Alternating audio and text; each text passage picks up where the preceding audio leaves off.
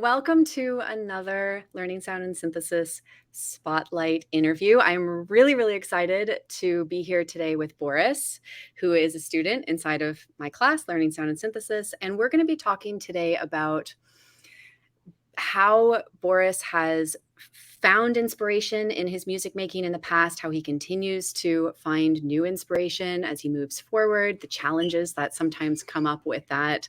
And also, we're going to be talking about something that I'm really excited to hear more about from you, Boris, which is this idea of musical storytelling. This is something that we were just talking about before the interview started. And yeah, I'm really looking forward to just learning about how that fits into your creative practice and what you're up to.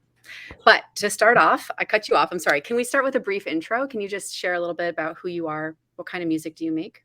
Yeah, exactly. Sure. And first of all, thank you very much for having me. And you caught me on that words. I was going to say thank you. Okay. And yeah, absolutely. What kind of music am I trying to make? First of all, let's put it this way. I'm not a musician, even though I play some musical instruments, mainly guitar. Mm-hmm. And some people say that I'm fairly mediocre with that. They say it's good, but I understand that I have a very high benchmark in music, so I perfectly understand where is my place as a performer.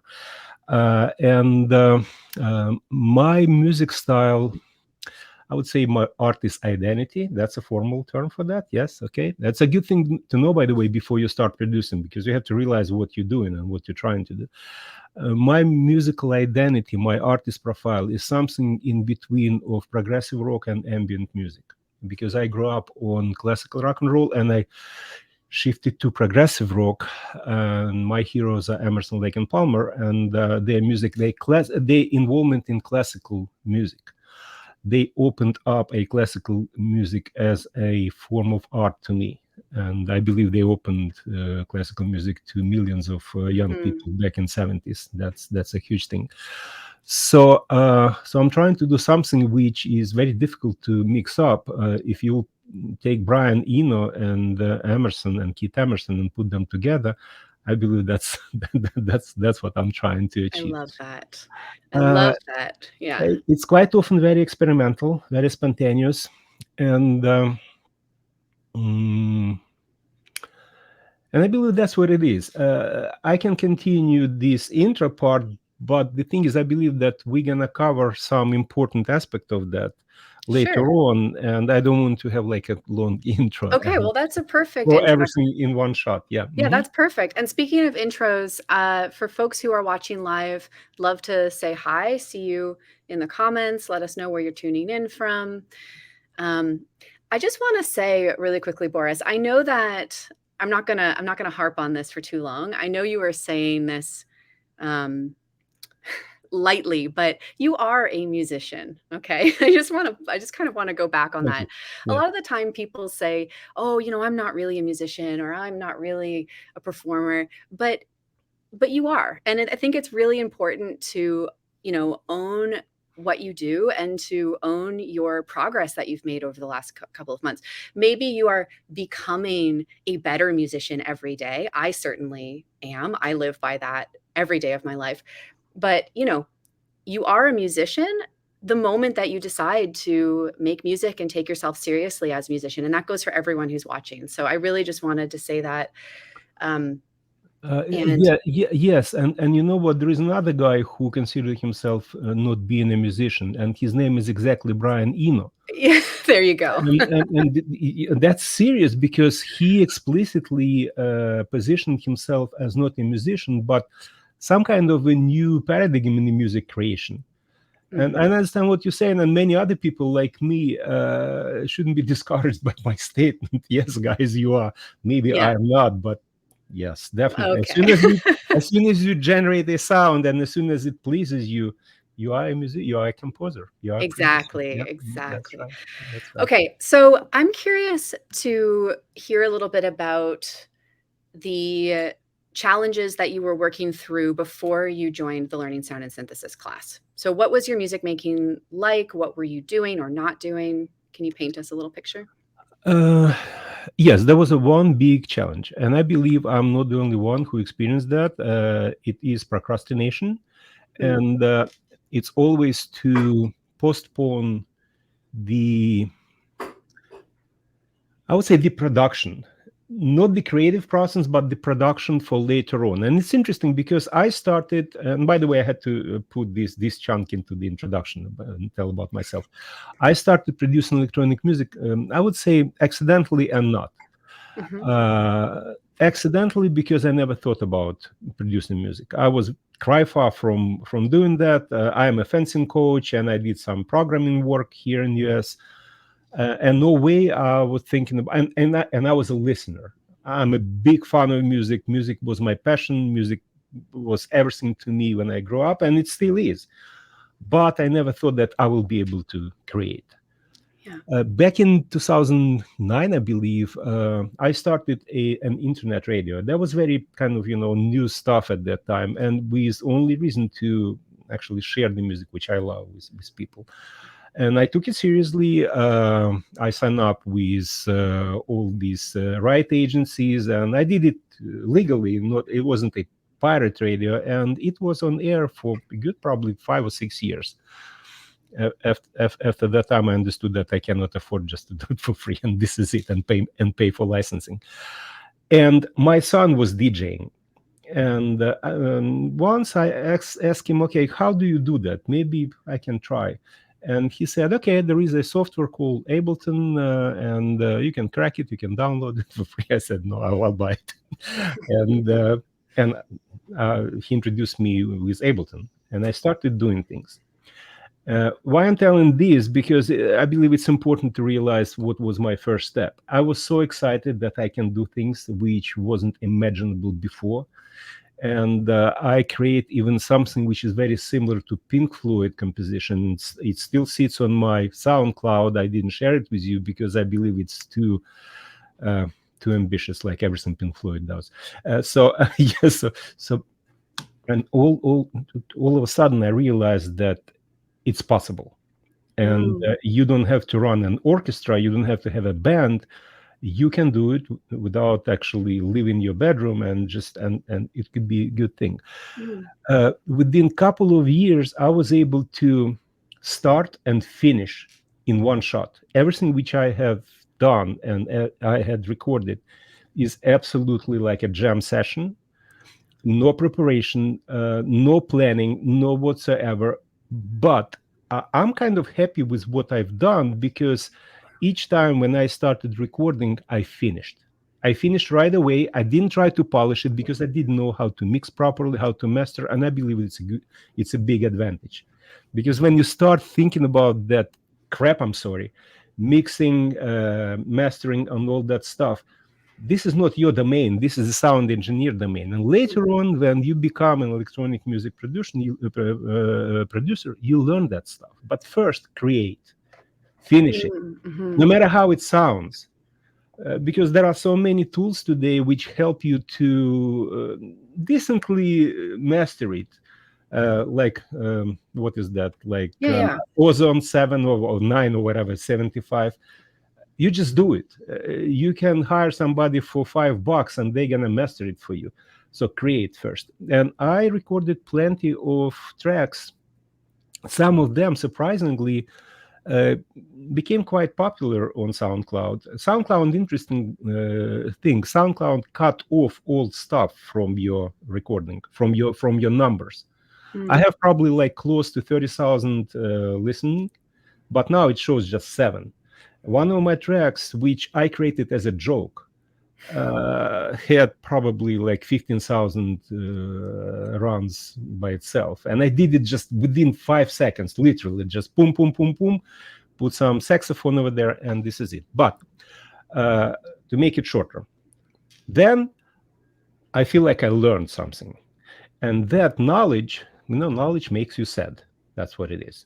I started learning music theory, mixing techniques, and all that stuff, and I realized that my production is crap. And yes, and from then I had a big break because I wanted to make everything perfect, and I understand that I want to get out from the computer music production. toward the hardware. You see behind me that 5U mock clone. This is synthesizers.com. And I have really kind of a massive hardware setup, very complicated, very difficult.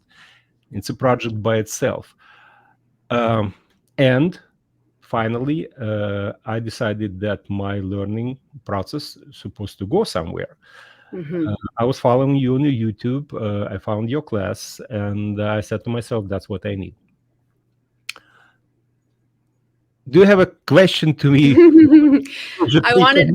I didn't want to cut you off, Boris, but I wanted. Okay, let me stop at that point, because it could be forever, and time is not okay. catchable. No, I really want to echo something that you said, which is the importance of just doing something and finishing music, even when you're fully aware of the fact that you don't necessarily have all of the skills that you want to have or need to have yet. Right? That is such a valuable thing. And maybe for you, Boris, you were doing it and you didn't realize yet, perhaps, that there were so many missing pieces. But even if you do know how much you don't know, I still think it's so important to finish the music, get it done, share it, and grow from there, right? I'm sure that a lot of people who are watching can relate to the feeling of getting halfway through making something, looking back on it and going, I'm so much better than I was when I started this. I couldn't possibly release this or finish it. I'm over it. I'm moving on,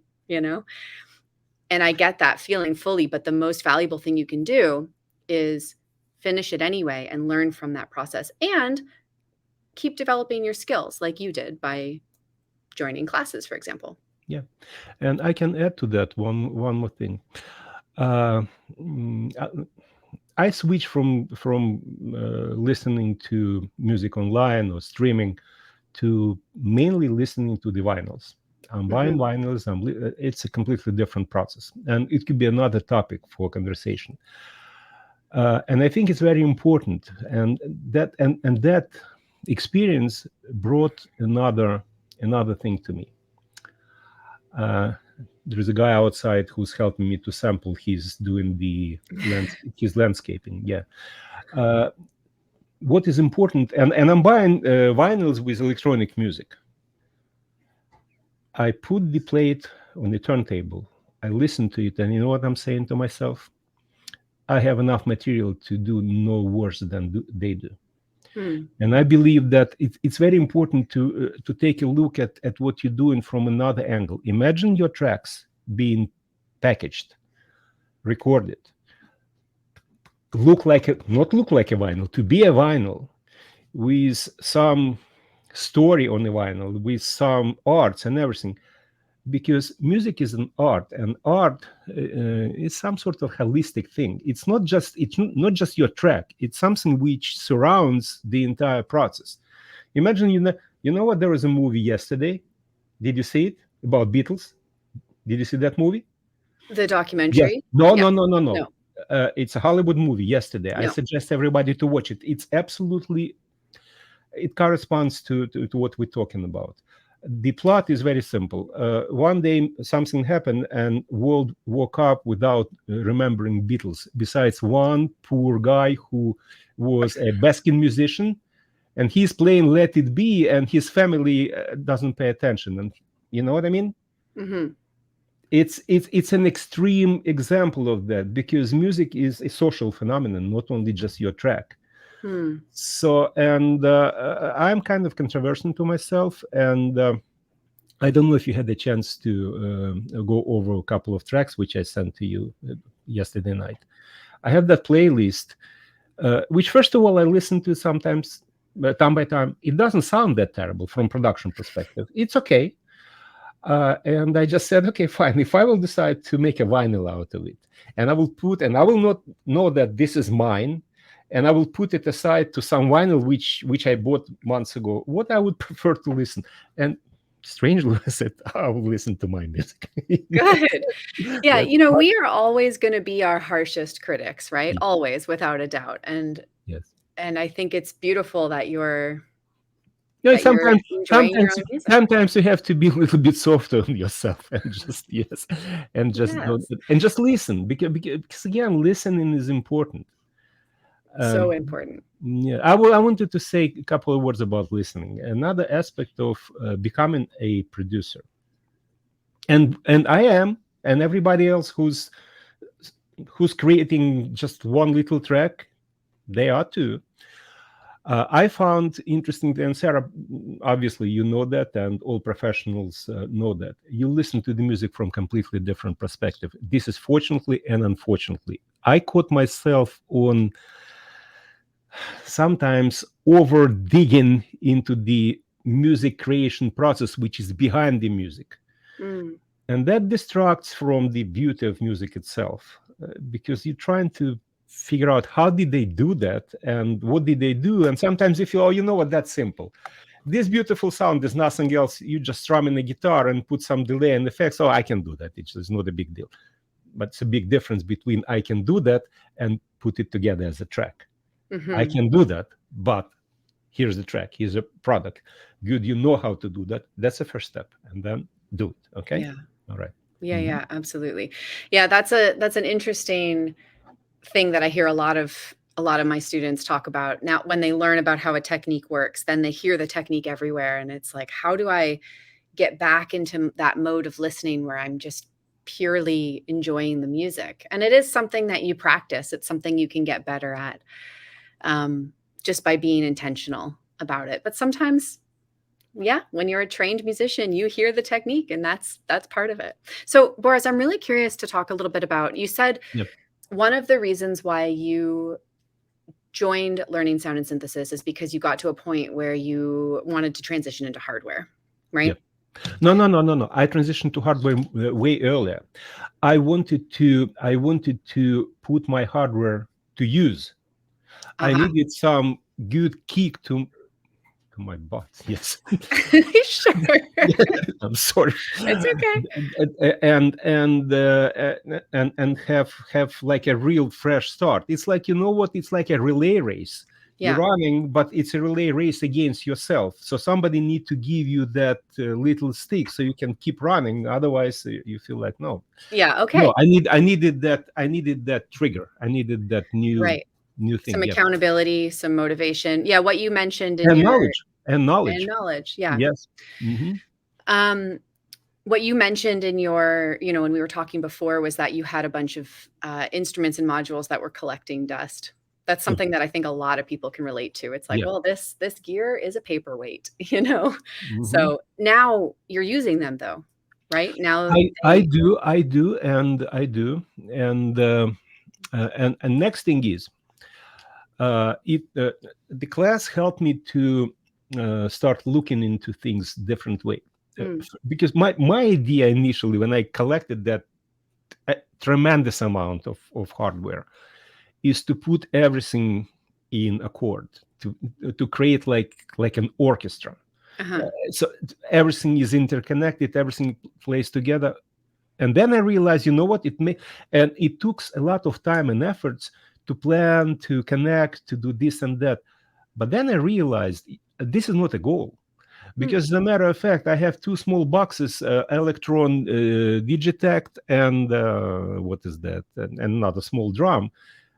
You can use them, just these two things, and this is it. And it replaces everything you can imagine. Each has 8 tracks. We have 16 tracks and absolutely indefinite sonic palette and rhythms and ready-to-use patterns. I mean, just do it, okay? Yeah. So I realized that it's supposed to be a different approach. You have them, let them collect dust. That's it. If you want to sell them, sell them. I'm not going to sell anything until I'm not starving. I'm not starving yet. When I will start starving, I will start selling them. But let them collect dust. Each piece of gear sometimes will take its time. Sometimes will come to the scene. And I believe it could be, so to me, I started thinking about different approach. What I created a little spreadsheet, like matrix. And I randomly put a dot here, here, here. And I say, okay, 5, I have like 10 crossing. what I can do with this thing. Okay. And So different yeah. types of instruments on Yes, yes, this yes. these So instruments this way, these I instruments. randomly create a set, but Mhm. also what I'm doing, I'm splitting them by destination, if you wish, because some instruments are good for ambient. Like if I will move aside, for example, you may see Kyra, old Mhm. Arturia origin. It's fantastic instrument. Down there is Super 6 or something, Mhm. it's just, and this is an term. Okay, and I have granular.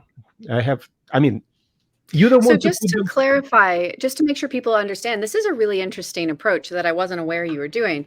Yeah. You were basically kind of creating almost a game or a structure to give yourself limitations. Yes. You're saying, okay, I'm going to pair this drum machine with this processor. Let's Yes. see what kind of music I can make with that. And then you would Exactly. throw the dice again and say, okay, now I'm going to pair this module with this theremin, for example. Exactly. Absolutely. Really interesting. That's a great One more approach. thing, and maybe advice to people like me who are not professional musicians, as we spoke, but Mhm, once again, not a trained musicians, mhm, not mhm, classically trained. I believe it's a different thing and different definition. What I found is that the best niche for me is generative music. mhm. Since I know the kind of general idea of music theory, I can direct my melody, rhythm, harmony generator, bass generators the way I want. I can consciously approach that, and I believe this is the best approach for people who cannot just write themselves. To have some tool which, and there are plenty of them. I'm not going to advertise anything, but there are hardware tools that can generate amazing music, and tons of software. And plus, in your class, you taught us how Yes. to do that. And Yes. there are modules which, I mean, absolutely amazing with doing that.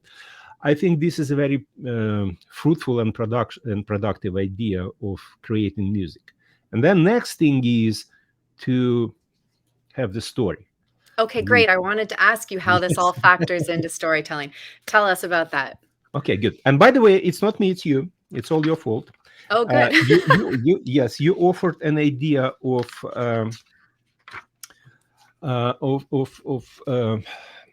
dealing with creative blocks by Mhm. uh, creating stories. And I really fell in love with this idea because it helps a lot. And I already have ideas for probably uh, 6 albums, as a matter of fact. Amazing. I don't know if I will have enough time during my life to finish it, but I mean, I have this, and that's the most important thing. And by the way, it could be album, could be a song. Mhm. It could be 6 songs which will be under one album, or it could be 6 separate albums. First, I came up uh, with kind of childish thing, but uh-huh. Uh, funny thing.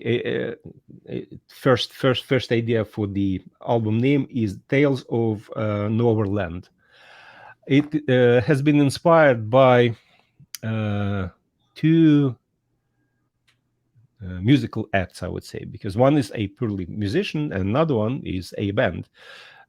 Rick Wakeman, Mhm. with his series of fantasy, or maybe myth and legends of King Arthur is not a fantasy; it's a myth, right? And another, it's a classic rock and roll progressive band, Uriah Heep, which used this approach for almost all their albums. They really created a stories like Demons and Wizards and Magician Birthday and all that stuff. So I stole it from them. I believe it's legal because if people steal music and do samples, then you can steal the storytelling genre. All right. So that's what it is. And I created characters. Each character, that's all your suggestion. It's nothing new, but those who are bad students and skip that part, chance to to listen to hear it again. All right. So I created characters. For each character, I assigned an instrument. Like, for example, I have demons, gladiators, and wizards, and all of those are represented by bass. Mm. I have ocean, wind, and forest. And guess what it is? It's a drone. Mm-hmm. I had sunrise and sunset. It's a pad. I have mermaids, sirens, birds, crowd chorus, angels, and that's melodies. And I have Roman regiment, which will marching in for some reason. I don't know when and why, and what's the connection with the Noverland. I have shamans, and that's drums. Beautiful. Yes, so that's the thing. So I think it's a bit too primitive and too kind of straightforward, but that's okay.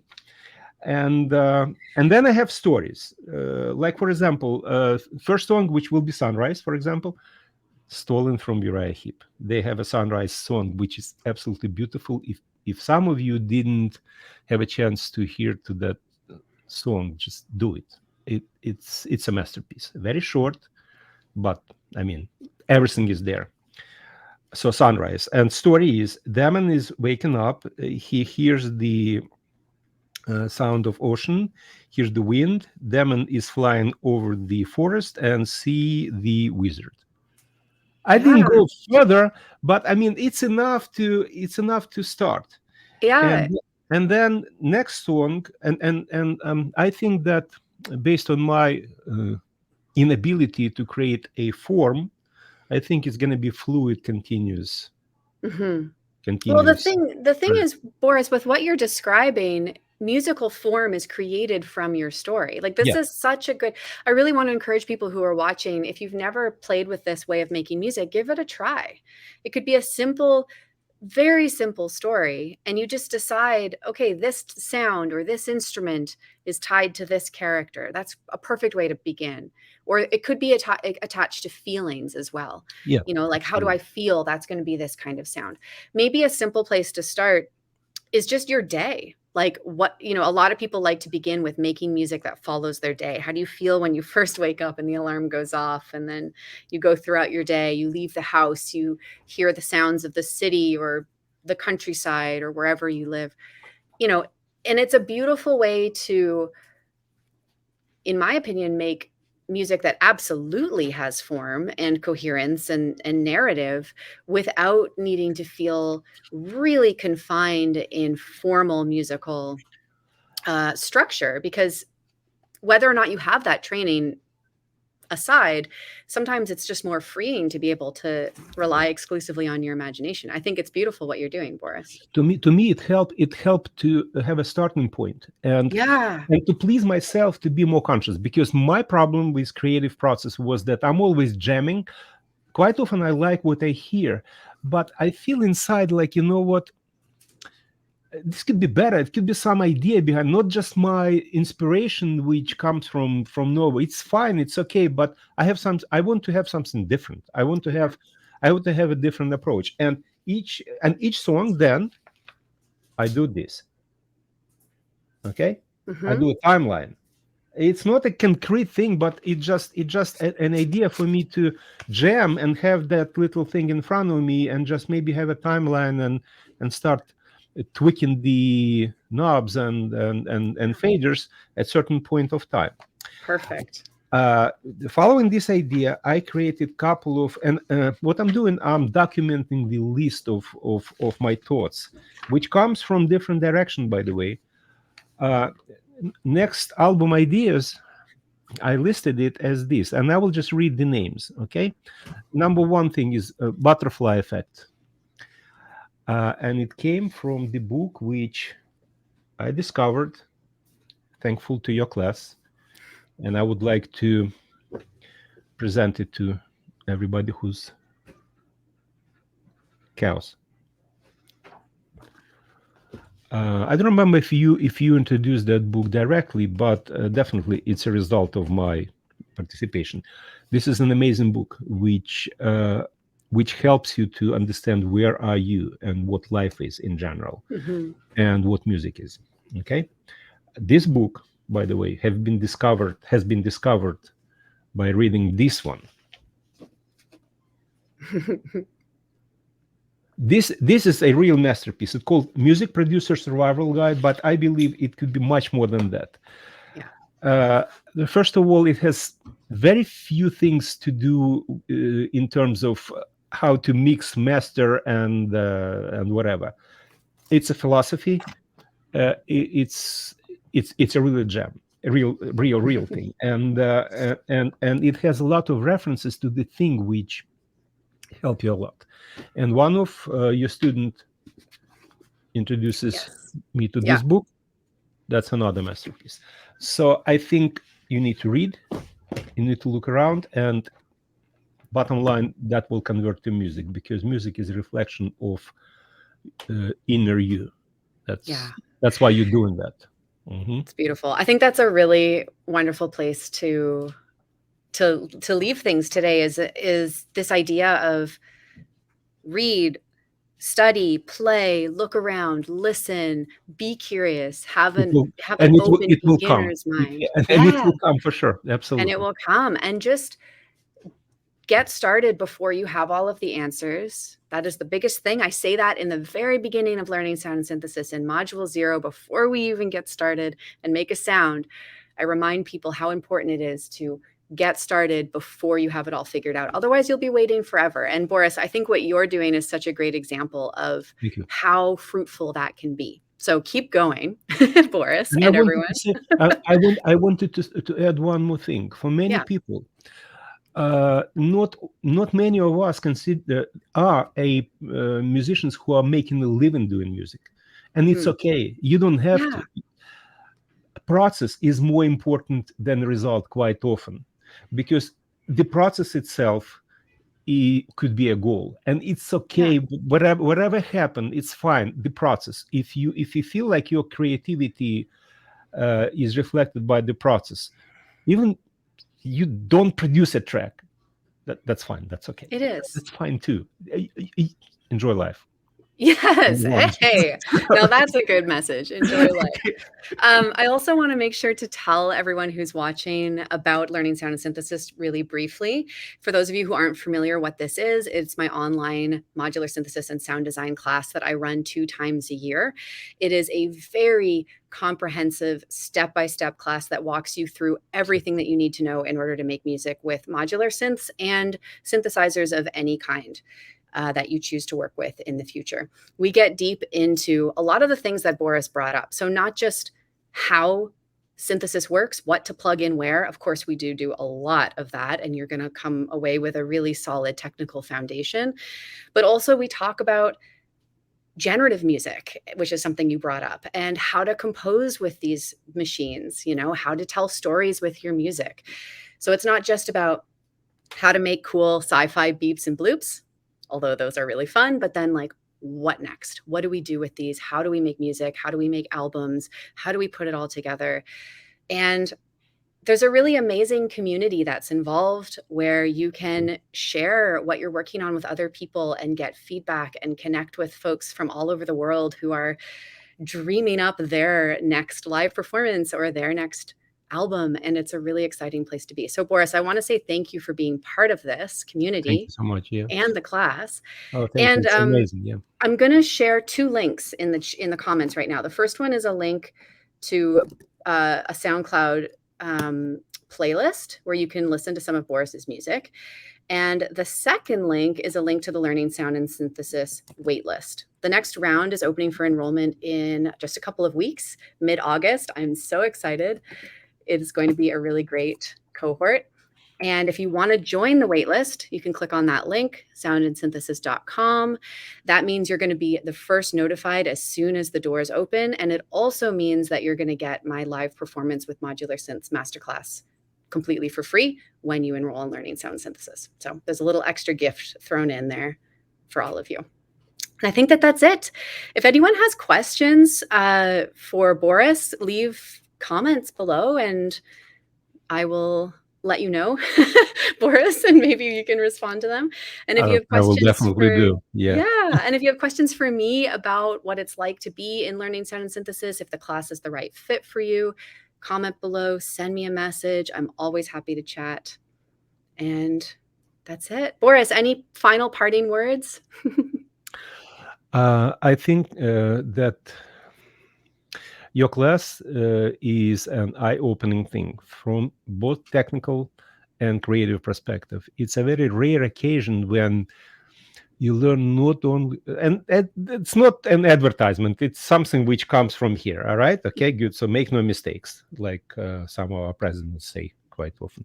Okay, so it's a very rare occasion when you learn not only technicality, because you can go over the YouTube and tons of tutorials and all that stuff, and you can find pretty much a lot of technical things, but it's very well organized. First of all, from the learning perspective, I'm a teacher myself. I know the difference. Okay, and it is different. It is really methodically and very meticulous approach toward teaching. But what is very important, I wouldn't say more important, it's very important, because everything is important in the class, is that first you have an encouragement. You're going to have your wings behind your back, which help you to start flying. I'm not exaggerating, that's for sure. And last but not least, you're going to join a community of absolutely brilliant people. People like you, people which will be better than you, people which are worse than you, but they are all good. Okay? People who's going to be better than you technically, but maybe will have lack of creativity like you have, lack of inspiration. You will inspire them, they will inspire you. Inspire you, not expire. Okay. Inspire. Yes, and plus, what I think, there is a ton of opportunity to collaborate. We didn't talk about collaboration today, but for some people it's very important. I'm not sure yet if it's important to me, but some people are really kind of looking for collaboration. You may find a business opportunity, putting yourself together with some other producers, tons of professional people there. I mean, do it, okay? Don't waste your time. Just go ahead, sign up, because once again, you're going to lose another 6 months. You're going to regret, okay? Take my word. Boris. Well, there you go. You heard it from Boris. Yep, absolutely. I would love to have you join and the I paid for that. She didn't pay me. I paid for it, all right? Yes. It's true. I have a proof. I can prove it. Yes. It is a very genuine thing. Thank you for your thoughts, Boris. My pleasure, Sarah. Thank you so much. Yeah, soundandsynthesis.com is where you join the waitlist. Again, if you have any questions, let me know. And the next round is opening for enrollment in just a couple of weeks. And it's only going to be open for a few days. So join the waitlist so that you are notified, so that you don't miss out. And I can't wait to see you there. And thanks again, Boris. I'll see you next time. Thank you. See you in the forum. Bye for now. Thank you. Bye-bye.